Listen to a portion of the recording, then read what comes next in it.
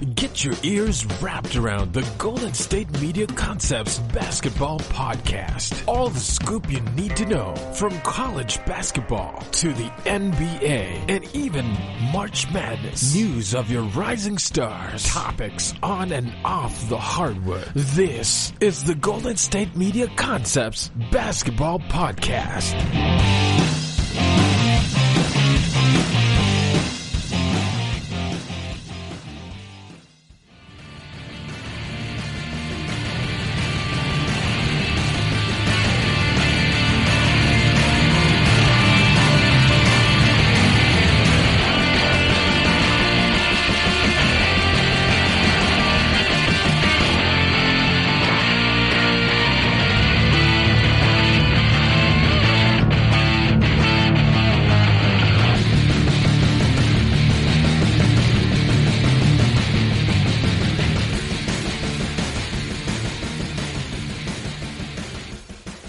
What's going on, guys? You're listening to the GSMC Basketball Podcast. I'm your host, Casey Foreman. Hopefully you guys had a good weekend, had a chance to watch some of the great basketball games that, took place. Again, thanks for checking back in. I got a very cool show for you guys today. If you've been watching a lot of the games or some of the games, I've said it before, the intensity, it really does feel like a playoff atmosphere. They're playing, with high intensity. We're seeing players play, very well, especially players we haven't necessarily seen, especially, in a guy like TJ Warren's case. So we've seen tons of players, play very well. I've been very impressed. I want to start out by saying I've been very impressed again, with what the NBA has been doing. This podcast is brought to you by the GSMC Podcast Network, which I forgot to bring up earlier. But let's go ahead and break down what today's show, is going to look like. So, I want to start out by talking about the Trailblazers. Everyone seems to be talking about, if they could upset the Lakers, in the first round, if they do in fact end up getting that 8th spot, which it's kind of looking like they will. Can they potentially upset the Lakers in the first round? I also want to talk about those New Orleans Pelicans, those playoff hopes as they fall, and if not, if they're not non-existent already. So let's go ahead and talk about those. Those New Orleans Pelicans. I also want to talk about Giannis, and Luka Doncic, the Mavs and the Bucks. Mavericks and the Bucks both played. They played each other this past weekend on Saturday night. I want to talk about that game and compare those two players. And then my very final, my very last segment, I want to talk about Ben Simmons, okay? He has a knee injury, has to leave the Orlando bubble for surgery. Won't return in the foreseeable future unless the 76ers end up making a playoff push. So as of right now, they need to prepare for a postseason without Ben Simmons. So I want to talk about that at the very end of the podcast. Stick around until then. But like I said, I want to discuss the Portland Trailblazers and the Los Angeles Lakers. They potentially, that is the matchup we're probably going to see in the first round of the Western Conference Finals. The Lakers being the 1 seed.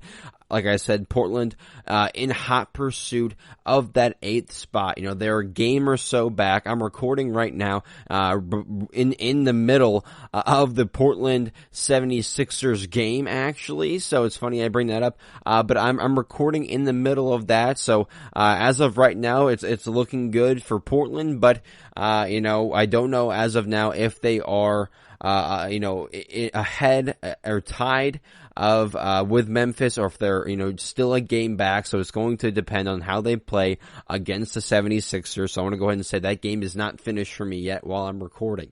Either way, as of now, they're a game or so back, or they're in that 8th spot. So they're looking very good to have that 8th spot. They do have a somewhat tough remaining schedule, but as of who they've played who they played so far, they've gotten a whole lot of the tough matchups out of the way. So they've played the Celtics, the Rockets, the Nuggets, and the Clippers so far. 2-2 so far. We'll see how they do tonight, playing the 76ers. I misspoke earlier. They had a tough schedule so far. Going forward after the 76er game, a little bit of a break.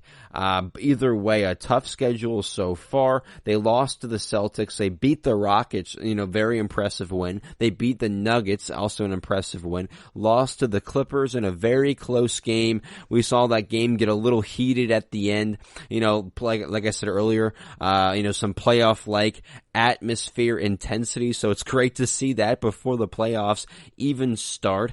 We've heard little rumors and stuff about the Clippers wanting the Trailblazers to get that 8th spot, but they say that, but they go and beat them and hurt their chances of making that 8th spot. But either way, in my opinion, they're that safest bet for that 8th spot.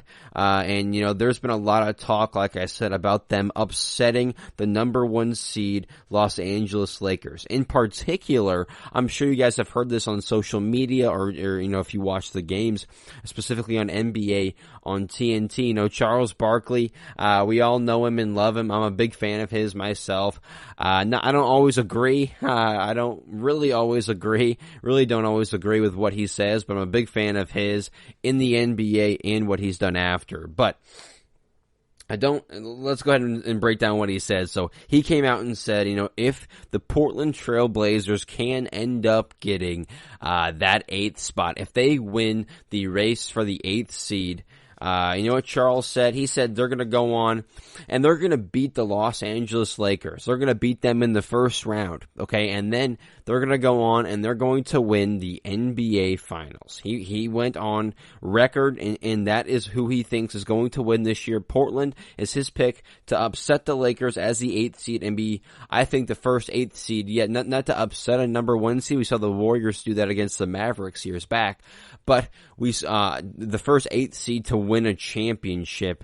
I don't think that's ever happened. I am very comfortable betting. So either way, a very impressive stat line. That would be if the Portland Trail Blazers go on to do what Charles expects them to do. He also, if you remember last year, had a similar prediction. He predicted them to upset the Golden State Warriors. They were down. Kevin Durant, he was still, rehabbing, getting back from his, injury. So, it was before the Achilles. This might have either way, it might have been the Achilles in the first place, but either way, they were down Kevin Durant. Charles Barkley back then also, calls them, says, implies and calls that they will beat the Golden State Warriors in the Western Conference Finals. Draymond was also on the show on the night of him saying this. He went ahead and told them, he wrote it down and he went ahead and told them, yes, they did struggle against us last year in the Western Conference Finals without KD. So he thought the pick was, he was a little, he wasn't sure on the pick, of Charles's pick of the Trailblazers, especially if you remember the Western Conference Finals, the Trailblazers got swept by the KD-less Warriors, again showing, remember those Warriors, okay? Those 3 guys are still in the same team going forward, so don't count them out. They swept the Trailblazers last year in the postseason. But either way, Charles, came out and said, he's their pick to win if they make the 8th spot. And I want to say, I do see, where he's coming from. I understand, and the other people in his camp saying, these similar things. Yes, I completely understand their argument. I don't want to discount their argument in any way or say, that they're all out wrong or anything like that. I completely understand where they're coming from. It's especially because, Los Angeles is down 2 of their best, perimeter defenders. One in especially, one in Avery Bradley and then Rajon Rondo, who we all know is known to turn it up in the postseason. They're without him, at least until the later rounds of the postseason. So if they stick around, so they won't have him up against Portland. So down 2 of their better, perimeter defenders, again, especially in Bradley. But we've seen them struggle so far, the Lakers, without their perimeter defenders. We've seen them struggle to guard guys like, Kyle Lowry when they played Toronto. He went off for 33 or so points, a whole lot of rebounds, a career high in rebounds against a really, tall and lengthy Laker team. So they had no answers for Kyle Lowry in Toronto. They had no answers for Chris Paul and the OKC Thunder, who beat them, despite, the Lakers wanting to win that game, similar against Toronto. And then they went ahead and lost. LeBron didn't play, but they lost to the Houston Rockets, and James Harden, again, because they have no real perimeter defense. That is the biggest drawback, that and right now the 3-point shooting, especially. Two things the Lakers are not doing very well right now, and in comparison, something the Trailblazers, not too much as far as, not too much to talk about as far as, perimeter defense, but a whole lot to talk about, when you're talking about the 3-pointers, for Portland. So, yes, two very different teams there, but, we also saw, I completely forgot about this, a couple nights ago, we saw the Lakers lose, because of a dominant performance, because of TJ Warren, but we saw the Lakers lose to the Pacers, because again, the Pacers and their guards play very well, in Victor Oladipo, but they also couldn't stop TJ Warren, who went off for almost 40 points, I think 30, maybe 39 he had, but still, he goes off. They can't stop him. They can't, contain their guards. They go and do what they usually do, and the Lakers lose to a Pacer team where they easily should have won, or they definitely should have won when they're trying to win. It was clear, the Los Angeles Lakers were trying to win that ball game. Anthony Davis, for the second time in these seeding games, which can be a little concerning if you are Los Angeles, but for the second time in these seeding games, Anthony Davis doesn't score over 10 points, doesn't get in double digits. So that's concerning for the Los Angeles Lakers. But to talk about who the Lakers will have to contain, after I just talked about they couldn't contain Kyle Lowry, Chris Paul, James Harden, now they're going to have to contain one of the best point guards in the league also in Damian Lillard. This year, averaging 29 points, 8 assists. We know what he brings on the court. We saw him last year send home the Oklahoma City Thunder with Russell Westbrook and Paul George. We see him now be able to shoot Steph Curry-like from all over the court. He seems not to have, to be range.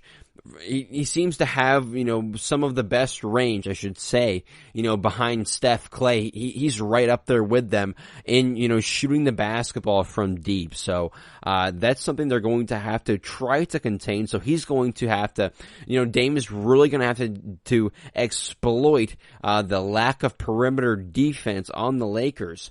They also have CJ McCollum, the 2 to Damian Lillard's 1. So they have CJ McCollum averaging 23 points a game. We know he can erupt for a 30-point night. We know what he can do from the 3-point line if not covered properly. So we know what those two guys can do. They got to contain them on a nightly basis. And then, an emerging guy, and Gary Trent Jr. averaging 18 points plus in this bubble, playing very well, almost hopefully establishing himself going forward as that 3rd, 4th guy on that Portland Trailblazer team. And if he can be consistent, that team will be scary up against that Laker team. Definitely. If all 3 guys can be above 18 to 20 points, yes, the Lakers will struggle. But with all this talk about them upsetting the number 1 seed in Los Angeles and LeBron James, I gotta look at all the points, I have to look at everything, full circle, and the Lakers, like I said, will definitely struggle to defend those guards, but I don't think, looking at Portland and their roster, I don't think there is a defender who can guard LeBron James. Okay, there's a mismatch, and it's the biggest and the worst mismatch arguably possible in sports, and that's not having a guy to contain LeBron James. Okay, that is one of the biggest struggles in basketball at times, and that it can be a huge reason. We saw it with Toronto in years prior, cannot do anything with LeBron. He takes over games, and they see themselves getting swept. So who will guard LeBron on this Portland Trailblazer roster? There's no Trevor Ariza. Okay, the veteran they signed, to be the 3 and D guy, lead their defense. No Trevor Ariza, he's injured. Kent Bazemore, a decent defender and a oversized shooting guard. No Kent Bazemore. No Rodney Hood. So there are 3 defenders who you could say that you could throw those 3 guys, at variety at him, but they don't have any of them. They don't have any 3 of those defenders. So is it going to be Carmelo? Is Carmelo Anthony going to guard LeBron James? Is Gary Trent Jr. going to, at multiple inches shorter and 40, 50 pounds less, or even more than that maybe, is Gary Trent Jr. going to be able to guard LeBron? No. Who's going to guard Mario Hezonja? Who is their plan to guard LeBron? Is their plan to, guard everybody else and make LeBron beat them? If that's their game plan, we'll see if LeBron can do it. We saw it against the Pacer team, the other night. A lot of people struggled. LeBron played fantastic. No one could quite, focus in on him, but they made other people struggle, and we saw the Lakers end up losing that game despite a great performance from LeBron. So, Could the Trailblazers end up doing that because of such a big mismatch on the perimeter with Damian Lillard and CJ McCollum? Can CJ and Dame exploit the huge glaring mismatch on the perimeter? We will see. Either way, in my opinion, I have the Lakers beating Portland in 5 or 6 games if Portland does get that 8th spot. Yes, they have no one to guard LeBron. They do have multiple people to throw and try to disrupt Anthony Davis, Nurkic, Whiteside, maybe Collins. They have a couple of guys that can throw at him, disrupt him in the paint at least, if Davis takes him out on the perimeter and, does some dribble drive, pick and roll action on them. Not sure if they can contain and keep up with them, but in the paint, Nurkic and Whiteside, 2 guys known for disrupting centers down low. So we'll see if they can disrupt Anthony Davis. But either way, I got the Lakers winning in 5, maybe 6 games if Damian Lillard can really exploit that. But we saw them lose last year in 4 games to the depleted Warriors. So I'm not too heavy. I'm not too sold on the whole Portland's gonna upset the Lakers. I don't really see it even going 7 games. I'd be surprised if it goes 6. I do see it going 5 comfortably. I think the games are very close. I'm comfortable in saying that as well. Depends on Anthony Davis overcoming, all the bigs like Nurkic, Whiteside, Collins. Really depends on LeBron. Can he take advantage of the mismatch of no one being able to guard him on that Blazer roster? Blazers are looking, like I said, Portland is looking very good right now. You do not want to count them out. They probably, they are my new pick. Listen next. I'll tell you about my old pick. How I was wrong about the Pelicans. That's coming up next. But, the Portland is going to make the 8th spot, in my opinion. It's looking that way. So don't count them out. But you also don't want to overhype them. And if you want track record, look at what they did in the Western Conference Finals last year. So don't count them out, but don't overhype them as well. Portland, let's see if they can make that 8th spot. They're playing Philly right now. I'm gonna go ahead and take a quick break. I'll check that Portland, you guys know the outcome, but going forward, I'm gonna go ahead and check on that game. Coming back, I want to talk about the New Orleans Pelicans, how, after the loss to the Spurs, they're pretty much out, if not already out of that playoff race. Don't go anywhere. All right, listen up, sports bettors. This is Casey here to tell you about my favorite sports book, and it has to be BetUS. football, basketball, baseball, they are all back, and that means it's time to get down your bets. I only endorse one sportsbook, and that is BetUS.com. Why? It's because BetUS is the pioneer in online betting with more than 25 years in the business. You guys need a sportsbook with integrity, longevity, and you guys need to know that you're going to get paid. You need a sportsbook that offers everything like live betting, MMA, golf, horses, esports, all sorts of entertainment, whatever you guys are into, all kinds of crazy prop bets and futures. You guys can call today at 1-800-MyBetUS. That's 1-800-MyBetUS. And they will walk you guys through getting started. It's a really quick and easy process. Nobody in the industry is going to give you guys a bigger bonus than BetUS. Join right now and mention GSMC, and you can get up to 150%. Again, up to 150% bonuses on your first deposit. Nobody can beat that in the business. Okay, I bet at BetUS. You guys should too. You guys can join today. Again, it's BetUS.com, or you guys can call 1-800-MyBetUS. Again, 1-800-MyBetUS. Mention GSMC to get 150% in bonuses on your first deposit. You guys can join today.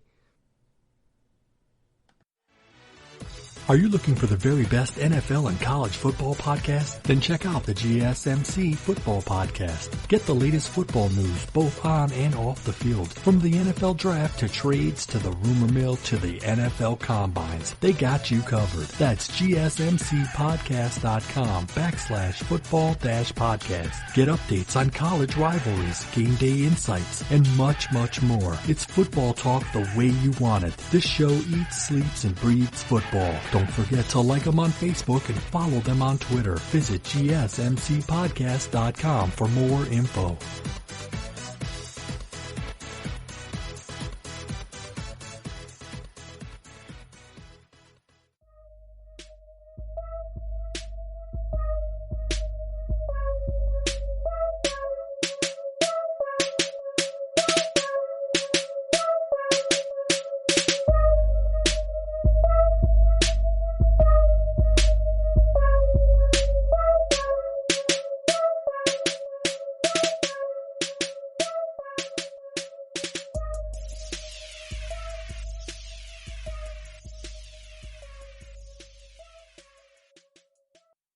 All right, guys, welcome back. Like I said before the break, let's go ahead and talk about the New Orleans Pelicans. How, after their loss to the San Antonio Spurs, who are also in contention, for that 8th spot, after they lost to the Spurs, they're basically out of the playoff race. It now solely depends on the Trailblazers if they can win, if they beat the 76ers. The New Orleans Pelicans are out of the playoffs officially. Okay, they are not going to be the 8th spot if Portland beats the Sixers, who is down Ben Simmons, which I will be talking about in my final segment. But now I want to do something that is tough to do, but it is also something that I think is very important in my industry, in this industry. It's keeping yourself in check when you were right, also when you were wrong. That's just as, if not more important. So I want to come out and say I was wrong about the New Orleans Pelicans. I was wrong about them. I picked the Pelicans to make the 8th spot when I saw their official 8-game seeding schedule get released. As soon as I saw it, I was like, boom, it's over. Easy schedule. They are the 8th spot. They're adding Zion to the mix. They're playing great basketball before the hiatus. They're adding their best player in Zion, who was playing very good before the break. He's going to be healthy before all this. Boom. Yes. My pick was definitely, as was a whole lot of other people's. It was Zion and the Pelicans to make that 8th spot. I really thought, like I said, with the young talent that they had and with the games on that schedule, I really thought they would have won more games. I thought they were going to win more games, but I was wrong. I overestimated the young and talented New Orleans Pelicans. I overestimated them. Maybe it was my fault. Again, it is a flaw in this industry. We tend to overhype things sometimes. So maybe we did that. Maybe I did that with this Pelican team and with Zion. Maybe I overestimated and overhyped it. After they lost their first 2 games against the Jazz and the Clippers back to back, after they lost, both of those meetings, I knew it was going to be very tough for them to overcome, 0-2. It's tough to go back from that when you're already, fighting for a spot, when you're already 3.5 games behind and you drop the first 2 out of the gate. It's going to be tough. They got lucky with the Grizzlies, how they went 0-4 to start out. So they got lucky. The Grizzlies struggled at first because the Grizzlies had such a tough schedule. So it wasn't the Grizzlies' fault. But like I said, the Pelicans lost 2 right away, right out of the gate. It was the 2 toughest games. The Jazz and the Clippers, those were the 2 toughest matchups that they had, in the entire schedule. So I did have faith after those 2 losses. I thought, yes, they did lose 2 in a row, but they have easier teams, an easier schedule going forward. But again, I was wrong. The Pelicans, they really did fail to play quality defense. Which in my opinion is one of the biggest reasons, they came up short in these games. It was sloppy. They didn't seem to care about the defensive side. It was solely about offense, it seemed like. But another factor had to be that they were immature. Okay, it's a younger, immature team. Offense is what gets views, gets replays. Defense, like I talked about earlier when I did my all defensive teams, defense is something that is underrated, not necessarily something that's talked about a whole bunch in this team, but they have defensive pieces like Lonzo, like Drew Holiday, like Zion. So they have multiple, Derek Favors they have multiple defenders. So it was really a shock to me to see that they were struggling on the defensive side. They seem to be playing pretty good on the offensive end. Zion at first with the whole minutes restriction thing, that didn't help them. That really was the biggest reason they came up short against the Jazz, the lack of Zion. And then they simply got blown off of the court, against the Clippers. Okay, simply got blown off of the court.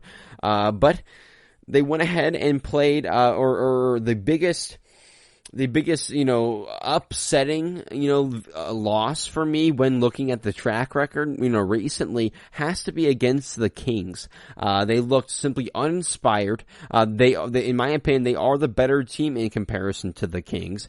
The Kings came out there, proved that they were the slightly older team, despite being a very young team. They're the slightly older team. They seem to want to be in that 8th spot more, in the race for the 8th spot more than they did. Sacramento had a tough schedule, so it was unlikely they were going to make it. Either way, they came out with fire and intensity. They wanted to win that game more than the Pelicans. That's what it looked like from the get-go, just by looking at it. So it seemed the Pelicans were playing uninspired basketball, not necessarily realizing how important this game was, because it really was a do or die. It really was a must win for them if they wanted to be comfortable in the race, which they weren't. That's why we see them now ultimately being out. I am ruling them out of the 8th spot. They are not going to be in the playoffs this year. You heard it here. If they make it, I'll have another statement coming out how I was wrong, but right now I'm coming out and saying I was 100% wrong. They are not going to be in the postseason. Let's get that out of the way. But like I said, the most upsetting loss was against the Kings.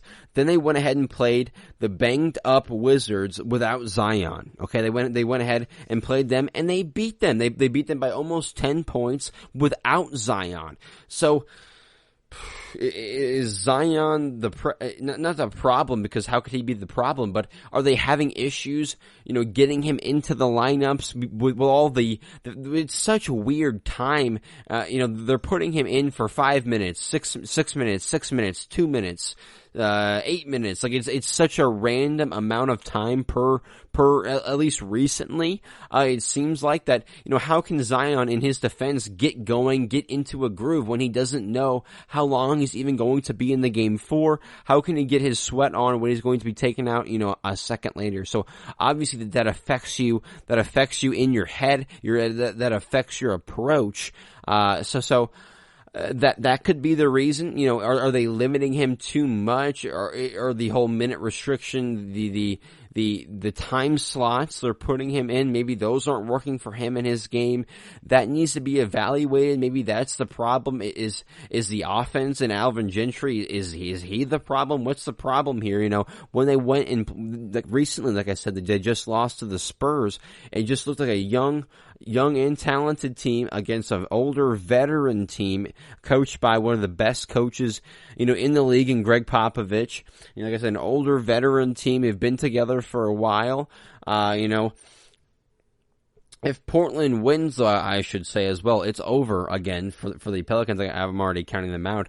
But with the loss to the Spurs, like I said, they just looked like a very young, they looked almost shell-shocked, not knowing what to do, late, inexperienced, and Zion seemed to not know when, I seem to not know when he was in the game, out of the game. He'd be in, for a couple minutes, out for 30 seconds, a minute, then come right back in. So I don't necessarily know what they're doing with the whole time slot thing, the whole, minutes restraint, or minute restriction thing.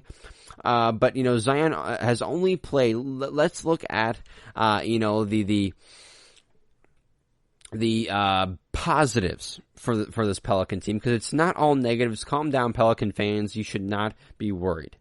Okay, people like myself, like I said earlier, tend to overestimate, and maybe, like I said, we put too much pressure on this team to make this 8th spot. Maybe it's because of us. It was all in their heads. We put too much pressure. They saw the easier schedule. We put too much pressure on them to make that 8th spot. Like I said, it's a very young team. It's their first year as a group together. All those players like Lonzo, B.I., Josh Hart, they all just got traded there from Los Angeles last year. This is their first group. They've been together before, but in a new system, new city, first year there. Zion obviously only played 20-ish games this year, so you guys didn't have Zion for the entire season. He barely played. And also, let's go back, okay? Let's go back in time, right to when the Anthony Davis trade went through, before the whole draft lottery Zion thing. Let's go back then and just look and see and think about what we thought the Pelicans would be going forward. We thought of them as a lottery team, a team that could get better going forward. They need a couple more pieces to help these young guys. But, going forward, this is a team that we thought could be a playoff team in a couple of years. In a couple of years, they'll be in the playoff race, right? Who saw this coming after that Anthony Davis trade? I think almost nobody saw this coming. You trade your franchise guy, your number one pick in Anthony Davis, then the following year, you hit the lottery, get the number one pick again in Zion Williamson. Your guys are playing very well, and you are a couple of games from that 8th spot a year after losing Anthony Davis, who, if you don't remember, only led the Pelicans to 2 playoff appearances. Okay, 2 playoff appearances and 1 playoff series win. Okay, that's all he had in New Orleans. Again, he was a one-man show there, but that's all he could do in New Orleans. The year after, to have them, in the playoff hunt already, you got to be feeling good and looking good for the future if you're a New Orleans Pelican fan and if you're in that organization. You still have Drew Holiday averaging 19 points and 7 assists. You still have Brandon Ingram, who's a career year for him, an all-star year for from him for the first time at 24 points and 6 assists. You also have Alonzo Ball getting better. Before the hiatus, he was averaging over 20 points a game, but this year, 12 points, 7 assists, and 6 rebounds. You have a guy, the number 1 pick in Zion Williamson, 23 points and 7 rebounds. So you have pieces to build on going forward. You also have all of Los Angeles draft picks going forward because of the Anthony Davis trade. You also have cap room. Not having a whole lot of young guys, you definitely have cap room. So you have to make a decision if you're going to max out Brandon Ingram. Do you take a chance in free agency? What do you do? They have options going forward, I should say, so it's looking good for them. I do have them making the postseason next year. If Zion is healthy, if the young players like Brandon Ingram, Lonzo Ball continue to develop and get better and sustain their play, get consistent, and if they make the right decisions with the draft, with their picks, and in free agency. They need some more veteran experience, like I said, with these young guns, so they need some more veteran experience. But don't worry, Pelican fans, you're going to be fine going forward. As, for that 8th spot, it's looking like it's coming down to Memphis, Portland, and Phoenix. Maybe the Spurs can sneak in there, but my feeling, like I said, is that Portland gets it. The Suns have been incredible so far. Devin Booker getting the Suns to a 5-0 start has been insane. The only undefeated team left in the bubble. Props to Devin Booker for getting a team in the Phoenix Suns that no one saw coming in the playoff hunt. Not sure if they can get it done, but they might be in that play-in tournament. If they continue this run, they're going to be in that play-in game. Them in Portland, and if Devin Booker can continue his hot streak, we might see the Phoenix Suns in the postseason for the first time in I couldn't tell you the last time. So. Yes, so we'll see if D-Book can get the Suns in the postseason. My bet is on Phoenix. Memphis has, as we said earlier, has had a tough schedule so far, and I don't see them making it. I like Portland matched up against them. We'll see. We'll see what they can do if ran up against Phoenix. Spurs are still fighting after that win against the Pelicans. But the play-in game and the play-in tournament is coming up. Should be within the next week or so. So that's coming up. Get excited for that, you guys.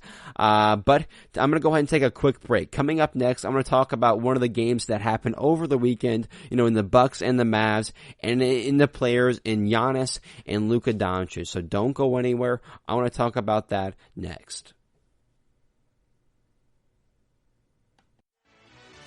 Check out the show that's built on the MMA. From the UFC to extreme cage fighting, they got the fights covered. Check out the GSMC MMA podcast. Get the latest news on past or upcoming fights. Join us as we talk to and about some of the biggest names in the MMA, past, present, and future. When it's the fight game, there's just one show to check out. GSMCpodcast.com/MMA-podcast. Don't forget to like them on Facebook and follow them on Twitter. Visit GSMCpodcast.com for more info.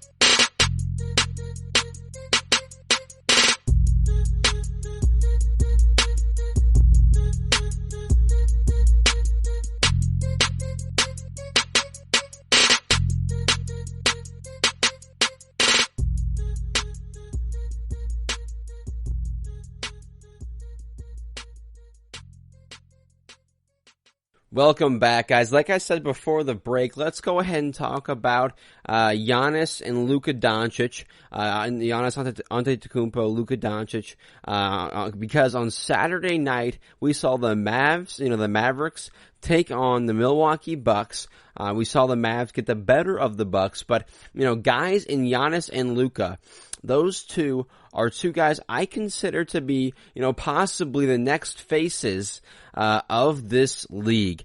two guys who in my opinion should be, the next two faces of this league. One's in the Western Conference, one's in the Eastern Conference. So, the storyline is there. One's the beast of the East, one can be, one of the better players and one of the best players, if not the best player in the Western Conference one day in Luka Doncic, in my opinion. So, yes, I'm very high on Luka. I've been saying it for a long time. He is my player going forward. If I had to start a team with one player right now, to be honest with you, Luka Doncic would probably be that one guy I choose going forward if I could just have one guy to start my team. So, yes, I'm high on Luka Doncic, and I'm also high on Giannis because, an MVP winner, and again, a guy who I think could be the next face of this league. The only thing he's missing is an outside jump shot. We've been saying this for a couple of years now. We've been saying this. Maybe we're just, the definition of insanity is doing the same thing over and over. So maybe, and expecting a different result. So maybe we're doing this, we're saying it again and again. Oh, if he gets a jump shot, it's over. If he gets a jump shot, it's over. If he gets a jump shot, it's over. So maybe we're doing that, and he's just not going to be that. He's not that guy. But, like I said, if he does, that's the only thing he's missing. No player is perfect, but if he can even develop somewhat of an outside game, he's going to be, he's going to be even better, so much better of a player than he already is. And this is a guy averaging 30 and 12, 30 and 14 almost on the year. So, and he has room to improve, okay, which is scary for the league, but two guys, like I said, Luka and Giannis, both guys have very different games when you think about it. Very different games. Giannis really depends more on his length, athleticism, his dominant dunks, his dominant plays in the paint, and his dominant defense. Okay, so he's a havoc on defense and on offense. He wreaks havoc on offense and defense. Really in the paint is where he thrives on offense and defense, but he can defend the perimeter almost just as well as he can in the paint, if not better. So that's more what Giannis relies on. That's Giannis's game right there. Luka, on the other hand, is more of the flashy, he's a skilled shooter off of the dribble. That's one of the highlights in Luka's game. He's a skilled shooter a lot of the times off of the dribble. Like I said, he's a very flashy ball handler. He's also a great passer, a very good passer. So, very two different games there. It really depends on your personal preference, what you prefer in basketball. If you're more of the grit grind, old school guy who likes the big dunks and big blocks, Giannis is probably the guy you prefer in this matchup. But in the other hand, if you're more of a flashy, big shot, or, big shot off the dribble, flashy passes kind of guy, big three at the end of the, not necessarily at the end of the buzzer, because I'm going to talk about it later, in close games, not something they're necessarily known for, the Mavericks are, neither are the Bucks, but he's the guy known for his big shots, his big passes. So it really depends on what you like more in basketball. I tend to lean more on the Luka side. As of right now, I do think Giannis is the better player, but going forward, would I take Giannis over Luka? I don't know. Luka needs a little more help around him. Can't do it all on himself, but we'll see how far Giannis can go on himself. Who can do it by himself? So, I don't know. I tend to lean more on the Luka side. Giannis is the only exception for that, maybe, but either way, I'm probably taking Luka over him. Just my personal preference. Either way, two, elite all-NBA, first team all-NBA, team guys this year. In my opinion, they should both be, first team this year. So we know the caliber of player they are. But as far as the game, on Saturday night when the Mavs took on the Bucks, it was very close. If you guys were able to watch, it went to overtime. Giannis had 34 points, 13 rebounds, 5 blocks. So he was blocking shots all night. So five blocks. But was only one for 7. from the 3-point line. So 1 for 7 from the 3-point line, but still got 34 and 13. Chris Middleton, his number 2 guy, got 21 and 11 assists, so he played pretty well. For Chris, it's an average or very good game for Middleton. I don't know if you can expect much more out of him or want more out of him, so that's a good game from him. But combined, Giannis and Chris Middleton, 10 turnovers between the two of them. So, 10 turnovers between your two guys, or two best players, not something you want to see. Those are two guys, two very efficient players for the most part, not known for their turnovers, had 10 between the two of them. So that's not something you want to see. That's not always something you see in wins for the Bucks. They had some more help though, okay? They had Chris Middleton, or not Chris Middleton, I already talked about him. They had Brook Lopez, the better of the Lopez brothers. No disrespect to Robin Lopez, but Brook Lopez had 34 points, okay? 34 points for Brook. 7 rebounds, and he had 6 3-pointers shooting from, the range seemed almost limitless from him. 6 3-pointers for Brook Lopez. For the Mavericks, Porzingis played very well, or pretty well. I'll say very well. Yeah, 26 points, 11 rebounds, didn't shoot the best, but either way, 26 points and 11 rebounds. Derek, I think you say, Finney Smith. Finney Smith had 27 points, 11 assists, 5 rebounds, 6 3-pointers. 6 3-pointers. So Luka had a whole lot of help. So did Giannis, but Luka went off, okay? Pretty much almost a career night for him, in 36 points, 19 assists, 36 points, 19 assists, 14 rebounds, and 50% from the floor. 50% field goal, from the floor, like I said. So 36, 19, and 14 for Luka. He goes off.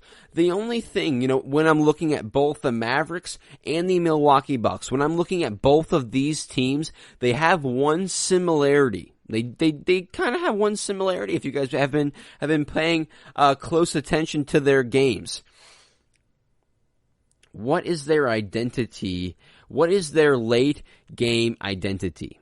Do they have one 100%? Because if you've been watching the Bucks all season or paying attention to them all season, the Bucks have just been blowing teams off the floor, blowing teams out. Usually in the fourth quarter, it's a whole lot of Giannis and Chris Middleton sitting out because of their dominant performance in the first 3 quarters. Okay? They're very dominant in the first. Not to say they can't do it in the fourth, but it's not something they've had to do a lot all season because of their dominant performances so far. So what is their identity late? And then as far as the Dallas Mavericks, which, especially in the bubble, we knew for the Dallas Mavericks, they have really struggled in late games. We saw them struggle against, especially against the Rockets is the biggest one where Dallas clearly looked like the better team for 48 minutes. Dallas looked like the better team, but they choke late. They have some messy turnovers. Luka looks gassed at the end, and they don't have an identity late. It's a lot of passing, with not a whole lot of intent, intent to score. Just meaningless passing, it seems like. So especially for the Mavericks as of late, in late games, in close games, they don't have an identity. They have been losing games they should have won. And then the Bucks, like I said, they don't really seem to know all of that much to know what to do, when trailing and when playing from behind. We saw when they went to overtime. Giannis isn't a guy who can shoot you back in the game from long range. So if you're down 10 or so points, you can't, bank on him for hitting 2 threes to get you in 4 points. You can bank on him dunking the ball 2 or 3 times, but that takes a whole lot more time usually than just shooting a quick three-pointer, knocking down a quick three. So Giannis not necessarily known, not a guy known to be known to shoot you back into a game. I should just go ahead and say that. And we know Chris Middleton, he's a guy known who can be somewhat, not always, but he can be somewhat inconsistent, especially in the postseason. We saw it last year against Toronto. We've seen it in some big games this season. Either way, he has been inconsistent.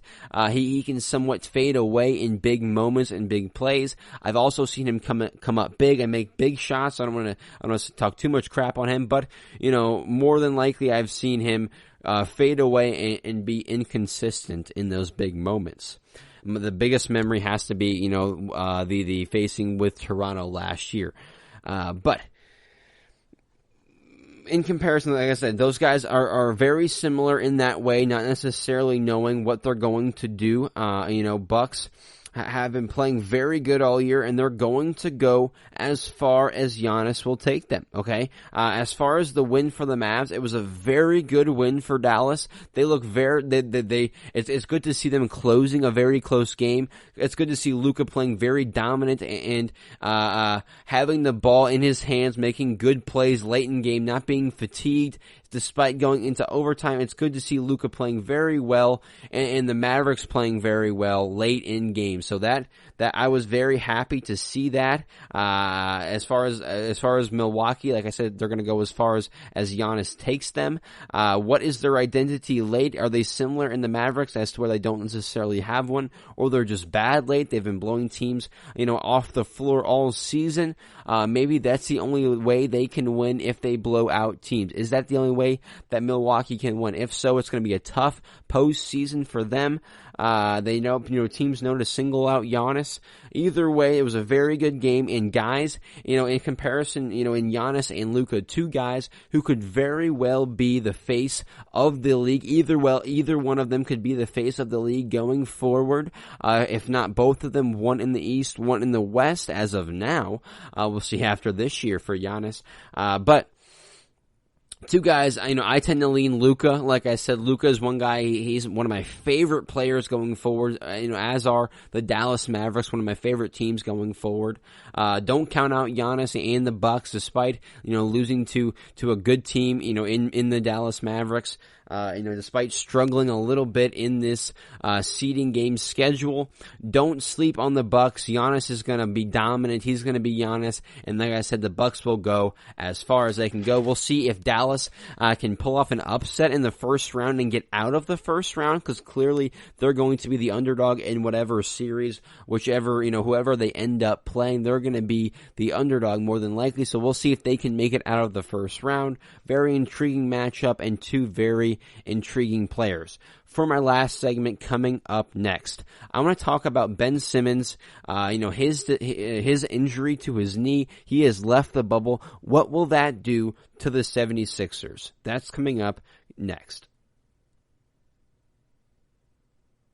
Check out the show built around the women of MMA. From the UFC to the extreme cage fighting, we got the fights covered. Listen. It's the Golden State Media Concepts Women's MMA Podcast. The latest news of upcoming fights, discussions of previous matches. Join us as we talk to and about the biggest names in women's mixed martial arts. Past, present, and future. When it's the women's fight game, you know where to listen to. The Golden State Media Concepts Women's MMA Podcast.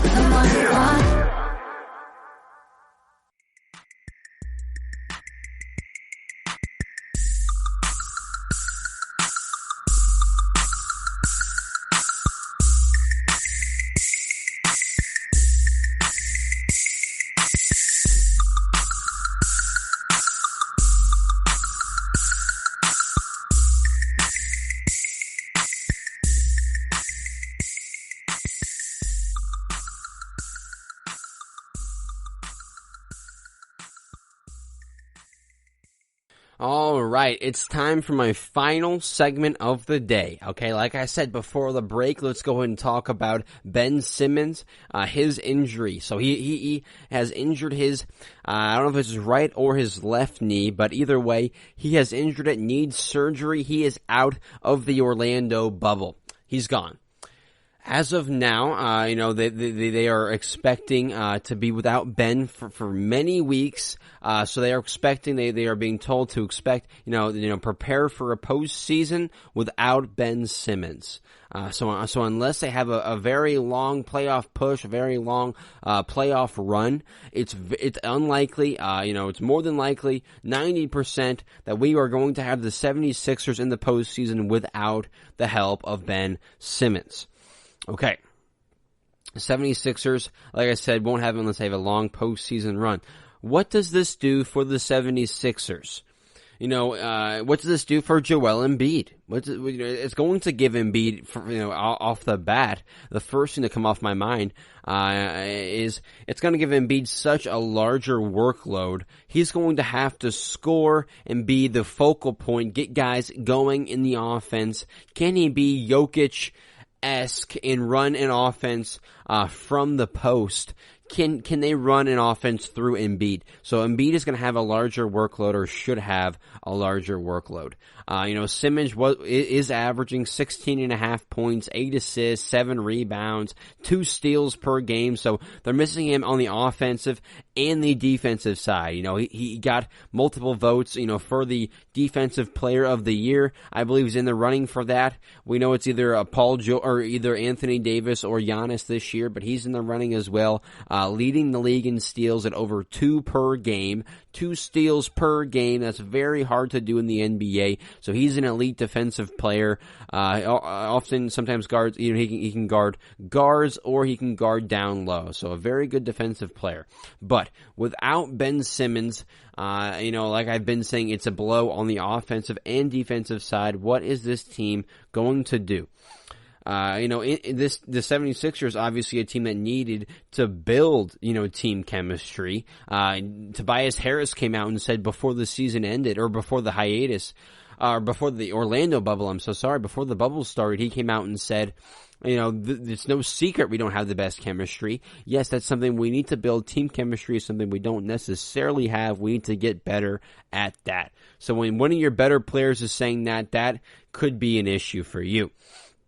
Either way, it's no question, and then the duo in Ben Simmons and Joel Embiid, we know that is something that needs to be figured out. They need to figure out how to play at their best, at their peaks together, because Simmons is better than 16 points, Embiid is better than 24, yes, they need to figure out how to peak together. I've said it before.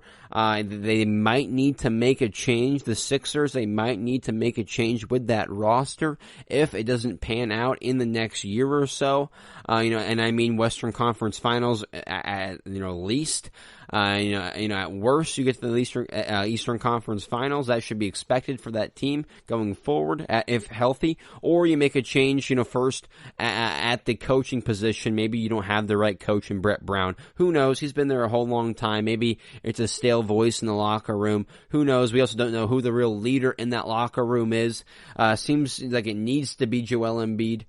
But they have 2 all-NBA caliber guys in Embiid and Simmons. And 6th in the Eastern Conference is not going to cut it. I know they've had some injuries with Embiid and Simmons this year, but that's not going to cut it in the Eastern Conference. You can be above the Pacers or the Heat. I think they're a better team than the Heat. At least on paper they are. So 6th is not going to get it done for those 2 all-NBA caliber guys, in my opinion. Caliber, not this year, but the caliber is there. This also gives, though, with Ben not being on the court, this also gives Embiid an opportunity to prove that he is the most important piece to the puzzle in Philly. He is a piece that has to stay. He isn't the problem. This is a time that he can prove that he is, the guy, the process. He was the guy they were waiting for such a long time.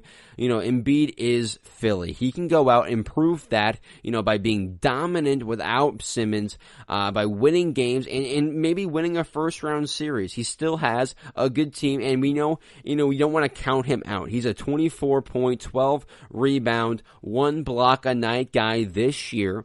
Without Ben Simmons, like I said, this is still a good team. They got Tobias Harris at almost 20 points and 7 rebounds. Josh Richardson at almost 14 points. Al Horford, 12 points, 6 rebounds, 4 assists. Shake Milton has been playing great. He's been balling lately. So they got players, okay? The 76ers have multiple guys to help Embiid. He's not just a one-man band. Right now, they would have to face Boston in the first round if they did match up, or when they do match up. So, only a couple games left in the seeding schedule. So as of right now, it's looking like it's going to be Philly and Boston in the first round. With Simmons, it was going to be a very intriguing matchup. Not sure how intriguing it really is without him, but it's a chance for Embiid to go out and establish himself as one of the best players in the league, and as the guy in Philadelphia. The Sixers haven't played too well against the Celtics in recent years. The Celtics have seemed to somewhat have the Sixers card, beating them in the playoffs years ago, and in the regular season, winning, in the regular season matchup, they have more wins than losses than the Sixers do. So, the Celtics seem to be the deeper team, more the healthier team, and they seem to be, the superior team in the matchup. It would have been very intriguing if we could have seen a 76ers, Pacers first round, then a very similar team, one guy really, or, the one star in Embiid, and then a very good team, and then, similar in the Pacers as a very good team. So that would have been a very intriguing matchup. 76ers Pacers first round. Could Embiid get past the Pacers? If so, I think that would have given him even more credit. But if he couldn't have, then we could be saying he really isn't the guy there to be building around. So the storylines are to be made with Embiid playing by himself, especially in the postseason. Can he do it by himself? Can he get out of the first round? Will it be a first round exit? Yes, that is what I am predicting. Story short, I am predicting a first round exit for the 76ers. I don't like their matchups against the Boston Celtics. I got Boston beating them, especially without Ben Simmons. I got them beating them in 5, maybe 6, but probably 5 games. Maybe Philly can get a win or 2 out of it, but I got Boston in 5 or 6. Philly really does need Ben, but this gives Philly a chance to see if Embiid is the number one guy, has the caliber of being the number one guy, building around for the foreseeable future, or they take the route that I have been saying for months now, if not a year now. You trade Embiid, get a haul for him, and build around Ben Simmons. So Embiid has a chance to switch the narrative, prove that is what they should not do. Either way, Embiid has a chance to prove himself here. We'll see how good the 76ers can be without their point guard, or maybe he's a power forward now in Ben Simmons. Not sure how that really is, or how that's going to end up. That's going to be it for the GSMC basketball podcast, though. Thank you so much for listening. Thank you so much for your continued support.